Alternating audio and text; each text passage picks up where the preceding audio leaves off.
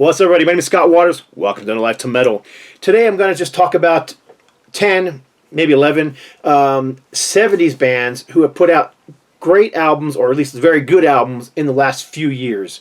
And all these bands are very well known. None of them are going to be a big surprise. There's no underground stuff here, or else although I did have Bang in here, I took it out because I was trying to keep it to 10.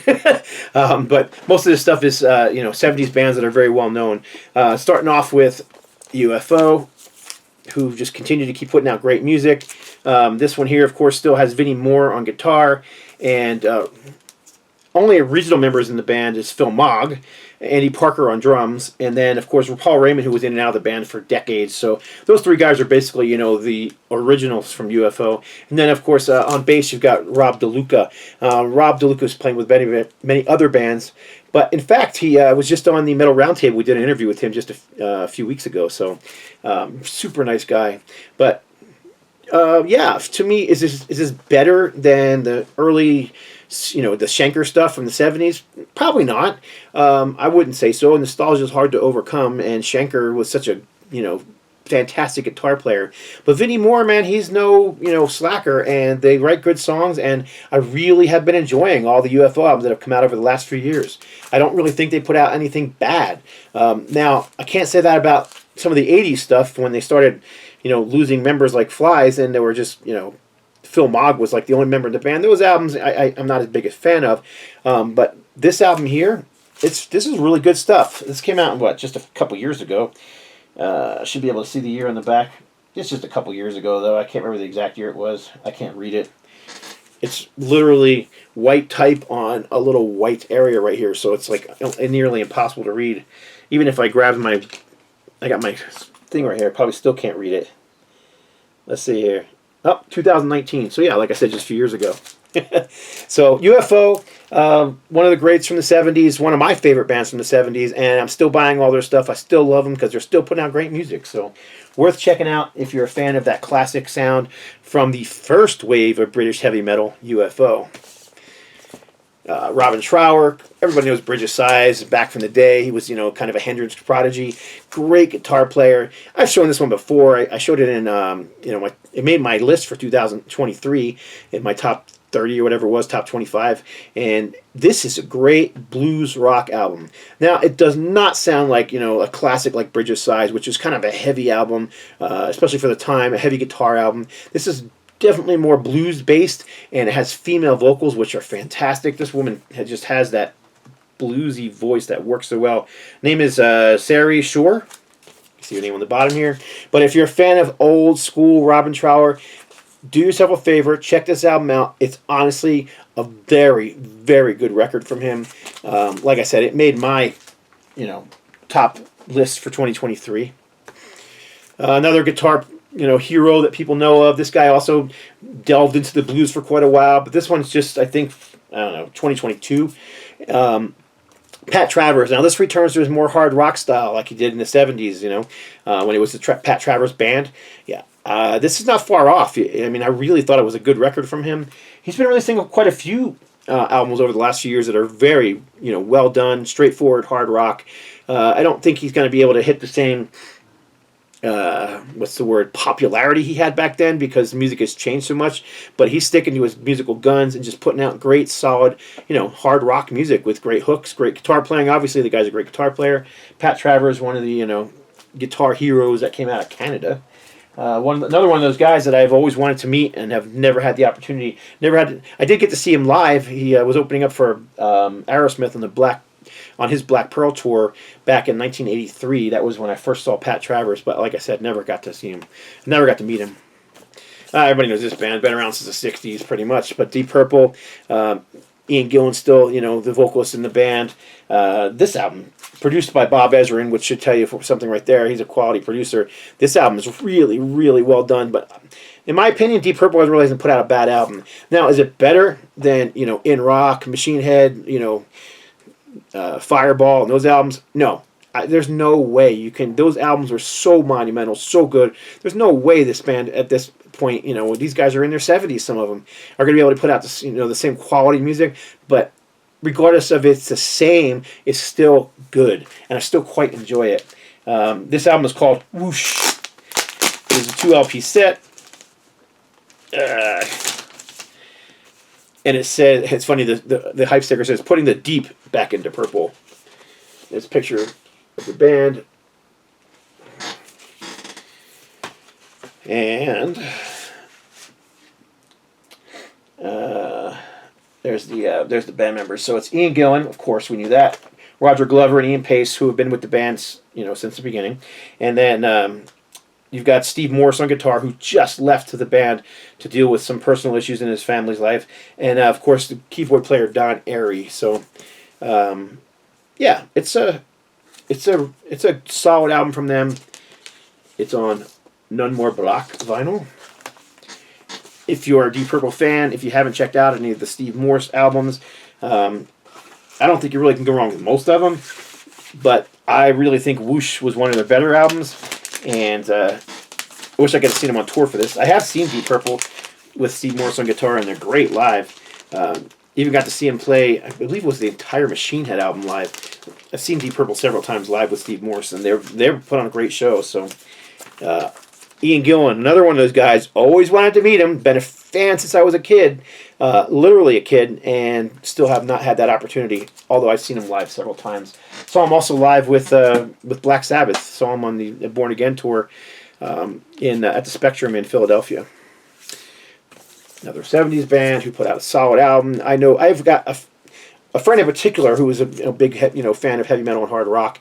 Who this is his favorite Blue Oyster Cult album, and it's a really good album. I can understand why he likes it so much. I like it a lot too, but I think, unlike him, I grew up with Blue Oyster Cult, and those first 3 albums were just like the holy trilogy of great early 70s heavy metal. And then they put out stuff like Cultosaurus Erectus, which was just a really solid hard rock album. Didn't have any big hits on it, but I really love that album. Love the cover art too. And Fire of Unknown Origin, which did have several hits on it. Great album. But so those albums are really high on my list of favorites. So to say this is my favorite would be a long shot, but to put it in my in a top 10 of Blue Oyster Cult albums, yeah, I would. I think this album is really well done, really good. It's kind of long. It's 2 albums, but there's nothing on here that I think like. I don't want to, crap on Metallica too much, but the last few Metallica albums have been really long, and I thought to myself, man, if they just, pared it down and picked out the best 10 songs and put out a single album, this album would kick butt. That's not the case here. And I mean, there is 14 tracks on here, and this album doesn't bore me. I put it on the turntable, and I end up playing the whole album, both albums, and it's just that good. So highly recommended. These guys are actually coming out with a new album in 2024, so I'm really much looking forward to it. Hopefully it's at least as good as this, if not better. And then the next band, also from the 70s, they too are coming out with a new album this year. I've heard a couple tracks from it, but I don't really like to start previewing tracks too much, but I'd like to just buy the albums by these bands that I know I love and just listen to the album from front to back. That's the case here. Firepower. Now this album, to me, is one of the best albums they have done since the 70s. All right, maybe since Screaming for Vengeance. They've had a lot of great albums, but they've had some clunkers too. So Priest is one of my favorite bands. You can't go wrong with any of their 70s albums, in my opinion. It wasn't until the 80s that they really started to, I can't think of a better way to say it, dumb down their sound to fit in with what was going on in the new wave of British heavy metal. But I still love, albums like British Steel and Screaming for Vengeance. Those albums are fantastic. It wasn't until, they started getting a little more poppy in the mid-'80s with the pop, when they started getting more popular, that I really started liking, songs like We Don't Need No Parental Guidance here, that. Anyhow, this is not that. This is pure blistering heavy metal. And, I mean, it doesn't hurt that, they've got some new, younger players in the band. There, so you've got, I know Glenn Tipton is listed on here, but I doubt he played much on it, considering he's struggling with Parkinson's disease. Looking for, I don't know why I can't remember on top of my head without looking, but the guy who produced the album, whose name is just slipping my mind like crazy at the moment, and I still don't see it. Where's the, oh, there you go. Andy Sneap. Gosh. Who also did, he toured with the band, Andy Sneap did, and Sneap's stuff is always very well produced. I I really like this, pretty much everything the guy's done. Even when he was back in his own bands back in the day, he was a thrasher back in the '80s. So great cover art. Love that they put some. So you can see that glare, and the glare only shows on the character and on some of the flame and the Judas Priest logo because it's got a spot UV coating on it that's just fantastic. It really just adds to the overall. First of all, you can feel it almost feels like it's embossed, but it's just fantastic artwork and a great album. It's just really good music. It honestly is one of their best albums. And is it better than the '70s? I don't think so. I mean, again, nostalgia is hard to beat, but it is a great album. And then I got to see the band on this tour, and they were really good, really good. So it was them and Saxon, and they were the two co-headliners. And I saw them out in L.A. and my wife was laughing at me, man. I'm in my 50s, but man, when I was at that show, I was 16 again, and I was headbanging along to every song they played. Both Saxon and Priest, I was just loving it. I mean, there was no mosh pits or anything like that. It was a stadium gig, so everybody had a seat. But anyhow, I really, really enjoyed that show. It was one of my favorite shows of all time, just because I was so into it. And I walked out of that place just smiling and sweaty, and my wife just got a kick out of watching me have such a good time, pretty much by myself. Actually, here's the ticket stub right here from the show. So, yeah, I think this is a solid album from them. From what I've heard of the new album, which I think I've only heard one or two songs, it sounds like it's going to be good too, but I haven't spent a whole lot of time with it. But I'm looking forward to it nonetheless. It's Priest, so I hate to say this, but even if it sucked, I'd still buy it because I'm just a Priest fanatic. So, Firepower, Judas Priest. All right, I need to go through a little quicker because I'm 12 minutes in. I'm yammering too much. But ACDC, obviously these guys have been around since the 70s. ACDC sounds like ACDC. That's just the way it is. But they have some albums that are great, some albums that are okay. I don't think they ever put out a total crap album. But I thought Power Up was a great album. I really enjoyed it. Better than the Bon Scott years? Yeah, you're never going to beat the Bon Scott years in my opinion. I love the Bon Scott years. So better than Back in Black? Probably not. I mean, I don't ever play that album anymore because it's so ingrained in my brain from decades of hearing it. But it's a good album. It's solid AC/DC. I mean, if you're into the band, if you like their stuff, whether it be Back in Black or Fly on the Wall or those kind of albums, or if you like the Bon Scott stuff, you might take a chance on this one and give it a spin. It is a really good album from these guys. So AC/DC, who I believe are also working on a new album this year. So be interesting if they come out with a new album. We'll see. There won't be any more albums from this band, but this is Motorhead. And this is pushing it a little bit, saying this is 70s. Yeah, they were a 70s band.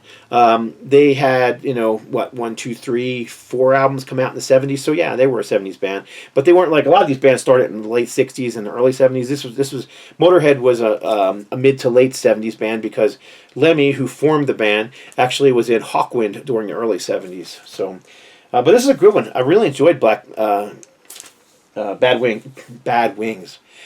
Magic. Saw them on this tour. I've seen Motorhead live probably 12 times. Always a great band. It's kind of cool too. I was in Best Buy, and you can see on the back of this thing, there's the CD. But it's like a CD single that came out before the album came out. And it's got Thunder and Lightning and Electricity on it. And then it's just a CD single. But it also came with a coupon so you could buy the vinyl, and it gave you like $2 off. So of course I used that as well. And this also comes with the CD, which you can see down here in the corner.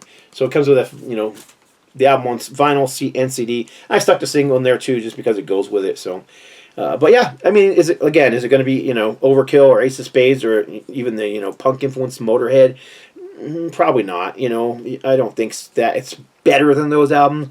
However, it is a good album, and if someone was to say, "Hey, I never heard of Motorhead, would you recommend Black Magic?" Yes, I would. I think it's worth. Did I say Black Magic? Bad Magic. Man, I'm messing up that title. Bad Wings, Black Magic, everything but the correct title. Bad Magic. Yes, I would recommend this album to that person and say, "Yeah, it's a good album. Check it out. You'll dig it." So, if you're a fan of Motorhead and haven't checked out that one, it's worth checking out. All right, we've got 2 more here, 3 more really. I'm probably going to do an 11. I was struggling with the last 2, which ones I was going to show, so I'll probably just show both. But anyhow, Alice Cooper, who just continues to release great album after great album after great album. Saw him on this tour, actually with Deep Purple opening up, and it was fantastic. And also Edgar Winter played too, and he was also great. He's fun to watch because Edgar Winter plays like every instrument known to man. But in any case, this Alice Cooper album, Paranormal, I thought was a really good album from him. It sounds like classic Cooper. It's definitely hard rock, sticking to the, what he does best. Just straightforward hard rock with that kind of, dark, I don't want to say evil because it's not really evil, but just that dark sound that he has and his classic, vocals. Alice Cooper's never been like, he probably wouldn't win American Idol is what I'm trying to say. He's not a great singer, but it's rock and roll, man. It's not about that crap. It's about, it's about having attitude. It's about having the right sound and the right... He just has all that, and I hate to say it, but even the right look. Alice Cooper definitely is one who had a look that helps his career succeed. So obviously his, his eye makeup has been used and abused by lots of other bands ever since. So, but yeah, not a bad song on here. It does have some big name players on here. I believe Roger Glover played bass on some of this stuff. It also has a bunch of the original Alice Cooper band guys playing on here, and I believe Billy Gibbons from ZZ Top also plays on that album. All right, I'm going to do 11. I'm just going to do these quicker. So this is Foghat.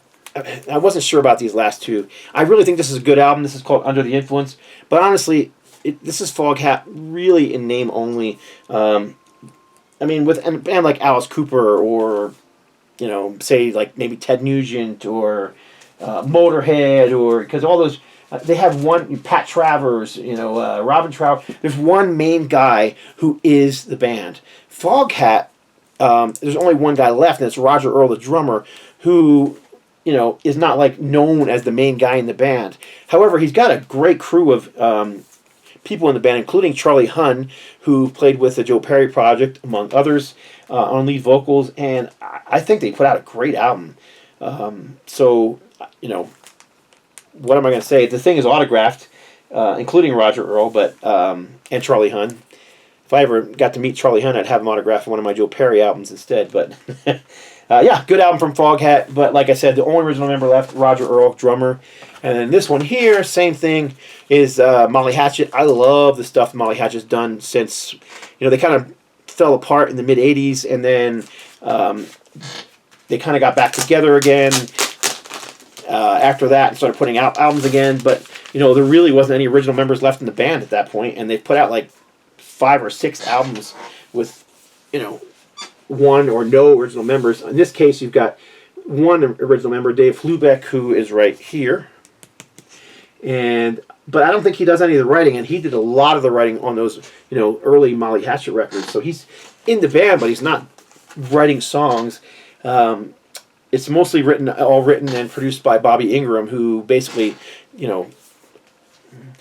brought the band back to life with Danny Joe Brown before he passed away.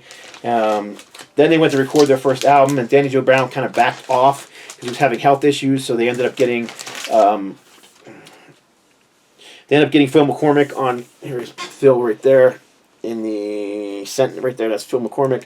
They're getting him on vocals, and he had a sound very, very similar to Danny Joe Brown. And he remained with the band until just a couple years ago when he too passed away. So anyhow, but I don't think they put out a bad album with this, with Phil McCormick and what's his name? Phil McCormick and Bobby Ingram and what's the drummer's name? Sean Beamer. Who I get to meet these guys a few times. I don't think they put out a bad album. They're all really well done. So they're still around. They're still playing shows. They play a lot of biker rallies. It seems like they're always playing like motorcycle rallies. But they don't have any original members now because we lost Dave Hlubeck a few years ago. He passed away. I believe, if not mistaken, all the original Molly Hatchet members have passed. So there's none left. But Bobby Ingram's been with the band since the 80s. I mean, he played on the 2 new songs on Greatest Hits. He played on Danny Joe Brown's solo album back then. So he's been around with them for a long time. And so has their keyboard player, who's I'm gonna have to reopen it because I gotta remember his name. It's gonna make me crazy if I don't remember it. Let's see here. Keyboard player is, where is he? There he is, John Galvin. And John Galvin's been with them even longer than Bobby Ingram. He played on their live album, and it's pretty much been with the band ever since. And their live album came out way back in the gosh, it had to be like 85. So he's been with the band. He was with the band for a long time. Regardless, this is a really good album.